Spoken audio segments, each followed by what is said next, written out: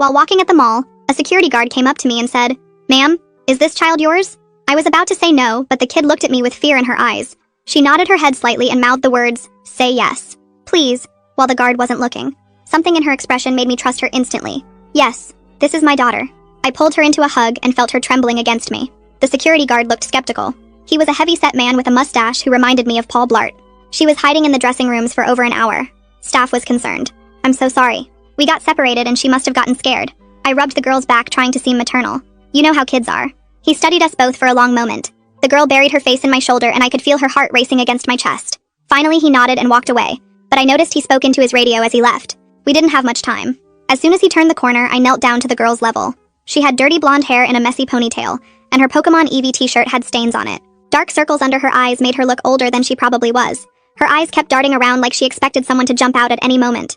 "Are you safe?" I asked quietly. She shook her head. "There's someone who took my mom and I'm scared they'll take me too." My heart started racing, but I tried to stay calm for her. I took her hand and noticed how cold her fingers were. "Let's go somewhere with more people, okay?" I led her to the food court where it was crowded and we'd blend in better. The lunch rush meant every table was full and the noise would cover our conversation.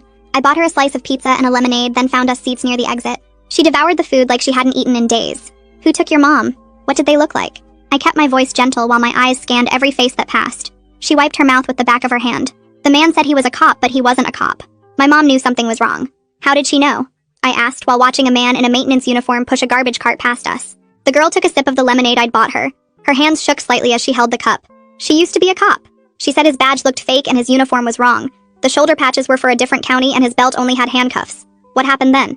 I noticed the same security guard from earlier standing by the Panda Express watching us. We were shopping for my birthday when he approached us. My mom grabbed my hand really tight and started walking fast, but he followed. She made me go into the changing room at JCPenney and told me, "That man is not a cop. Do not let them grab you by any means." Then I heard yelling, and when I came out, she was gone.